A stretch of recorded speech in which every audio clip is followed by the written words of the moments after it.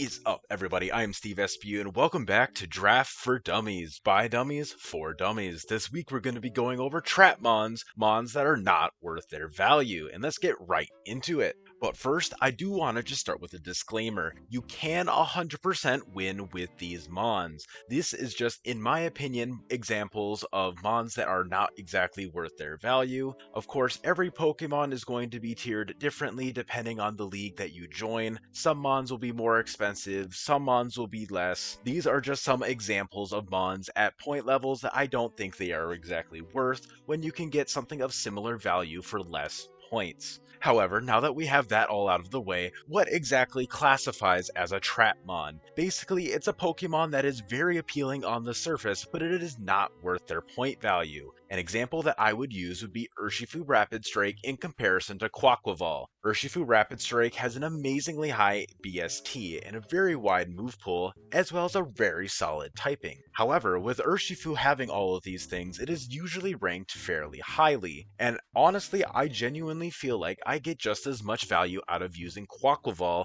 who is typically 4 points less, because not only are they very comparable stats-wise, Quaquaval is even stronger than Urshifu Rapid Strike. Urshifu Rapid Strike having 125 base attack, while Quaquaval has 130. Quaquaval and Urshifu Rapid Strike have comparable speed tiers. Quaquaval is a little bit slower, with its base 80 speed in comparison to Urshifu Rapid Strike's speed being at 95. However, with Quaquaval being able to boost its speed with its Stab Aqua Step move, being able to boost its speed once every turn it is used, it is basically able to just boost up and sweep. And this is very comparable to Surging Strikes as well, which is Urshifu Rapid Strike's main signature move that it spams into large portions of teams. It's a multi-hit move that hits 3 times, being a Stab Water move, and it always crits, so it does huge amounts of damage, 120 in total, and it can break through most physical defense Pokemon. However, I will also say Quaquaval's hidden ability Moxie allows it to bull through most defensive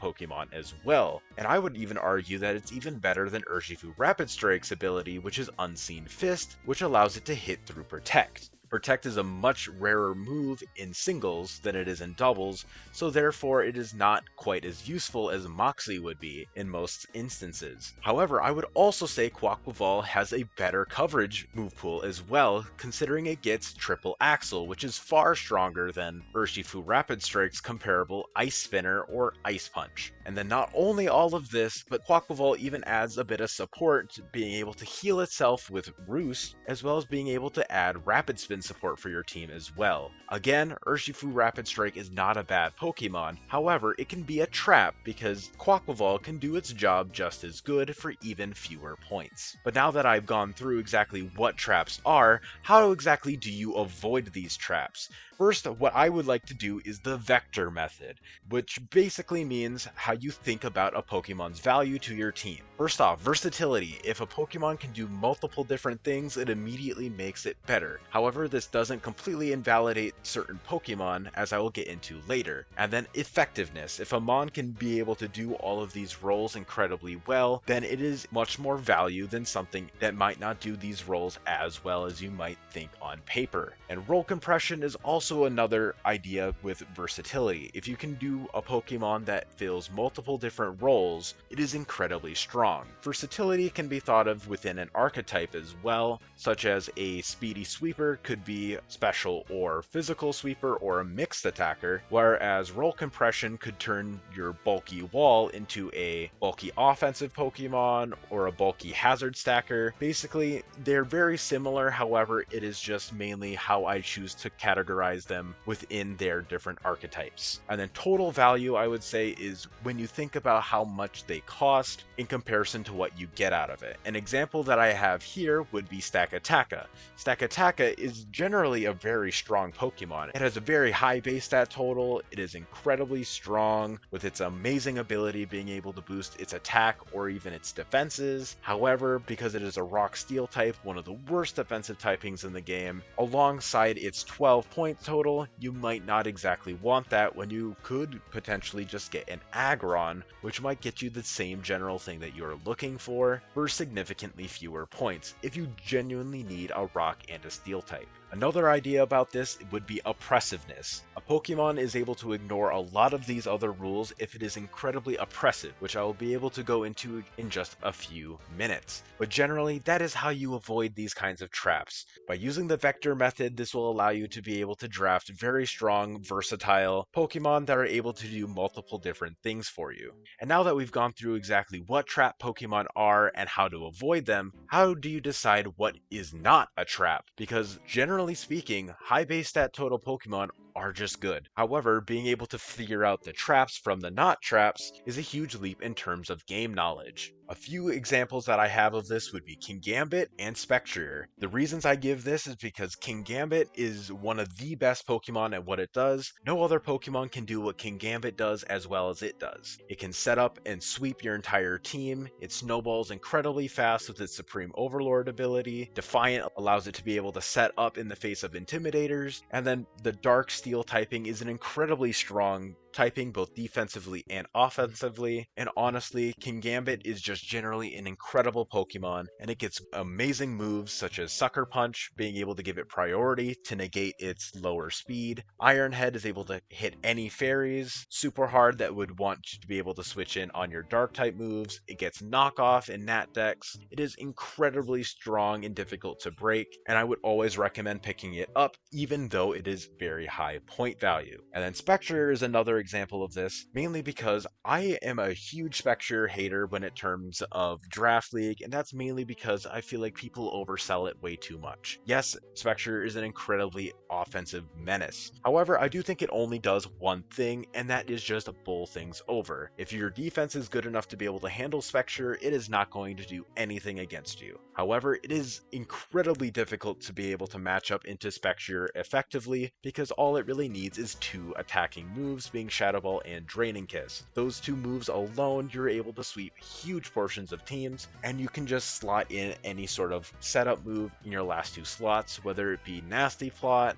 or Substitute, or even being able to just run just other coverage moves like Psychic possibly, if you were to ever need that at all. If you're running like a Scarf set or a Spec set, and then its Chilling Neigh ability allows it to snowball even harder after it gets each kill. I genuinely think Spectre is definitely a very good Pokemon, and I would definitely recommend people picking it up, though I will say you just need to keep in mind that it might not be the best every single week, so that is why I would not exactly consider it a trap, despite it meeting all of the criteria of being a trap. It just does its role incredibly well, and that's where it hits that oppressiveness in the vector mindset. But now that we've gone through all of those, what are some Pokemon that I would personally think are traps? One of the biggest examples, while I wouldn't say this is a trap in total, I do think this is definitely a noob trap, and that would be drafting Mew as someone who is new to draft. And the main reason that I would say this is because Mew gets very hard slotted into one particular role every single week when you are new to the game. Mew is incredibly versatile in almost every situation. However, when you're new to draft, you end up bringing him the exact same set every single week, and it really doesn't do too much for your team. And at being 19 points like it was in the MMC, it is not exactly the best Pokemon to be able to pick up when you're a new player. More experienced players are able to use Mew incredibly effectively, as they are more experienced to be able to have Mew be ran in multiple different sets depending on the week, to be able to slot in for very specific niches. Another example of a trap I would say would be Gothitelle. Another reason for this is because Gothitelle with its Shadow Tag ability really forces a lot of prep. However, Gothitelle as a Pokemon is not that threatening, and being at 14 to 17 points, that is a lot of investment into a mediocre Psychic type just for Shadow Tag. If you really want a Pokemon that's strong for trapping, I would recommend Dugtrio more than this, if anything. And the main reason I would say this is because Gothitelle just generally is not that strong, and for being 14 to 17 points, you're mainly going to be slotting it in as a sweeper of some sort. However, with its speed stat being so low, it is very easily revenge killed, so you're essentially just trading one for one depending on the week. And then the next two mons I would definitely say are a little bit more controversial. Manaphy I would say is a trap because you just see a big number and tail glow and you think, wow, I really want that. However, most players will see that you have Manaphy and they will know that you are running it with tail glow and will bring some form of way to beat it. An example of this would be Mirror being able to copy your tail glow and potentially be able to reverse sweep you with a faster Pokemon. Another idea of this is if you are not running tail glow, then you're just not running Manaphy correctly. Manaphy can be ran pretty well defensively, however with only a base 100 and everything, it is still solid but is not as good as it could be should you decide to pick up other bulky waters that might be less expensive. An example of this would be potentially Suicune. Manaphy can do things incredibly well, however I feel like it falls short in a lot of instances because your opponent is more than likely going to be able to outplay you, especially considering that this is a very high point value Pokemon, specifically because of tail glow, being at 17 points in both the LVL and the MMC. And then the final example of a trap Pokemon I would say would be LVL Blaziken. This is a draft league where Blaziken was allowed to have Speed Boost, and I genuinely don't think Speed Boost Blaziken is worth 17 points. Don't get me wrong, I understand that Blaziken should be very expensive. I don't think that it should be much less points. I could maybe see 16. However, I do believe that it is a good way to keep it here. I do think it is a trap though because, like I said with Manaphy, you generally know exactly what set it's going to be bringing every week. You know it's going to be some form of setup, whether it be Bulk Up or Swords Dance, with Speed Boost and Protect. So that is two moves that you know. You always know what ability it's running, and it's just about figuring out if you are going to be running him with heavy duty boots, leftovers, maybe a resist berry to be able to resist a ground, water, or flying type move, as well as just generally knowing what of its moves it's going to be using. Typically, it would be its stabs, like Flare Blitz or Close Combat, however, it could also slot in things like Stone Edge or some more coverage. I could see you being able to run a Choice set, however, I don't see Choice Scarf working as easily because you're already going to be boosting your speed with Speed Boost, and with Choice Band you're not going to be as fast right away, so you're very likely going to be getting a water type being switched in on you that could potentially be able to outspeed you on the next turn after eating one of your hits. Blaziken, while it is a very strong Pokemon, I do think it is a trap to be able to draft it with Speed Boost because you could get a lot more value out of another Pokemon. An example of a replacement for Blaziken I would give would be Paldea Tauros Blaze Form, and the main reason I would say this is because it offers a lot of the same sort of benefit that Blaziken does with being a fire fighting type. However, it also gets the ability to have Sheer Force or Intimidate.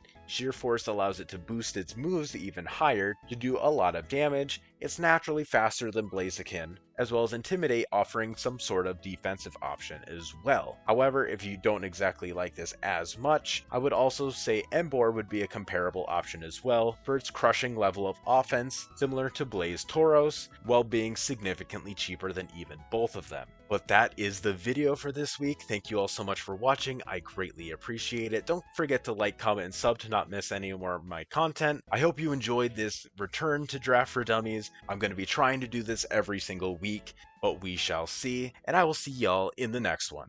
Peace.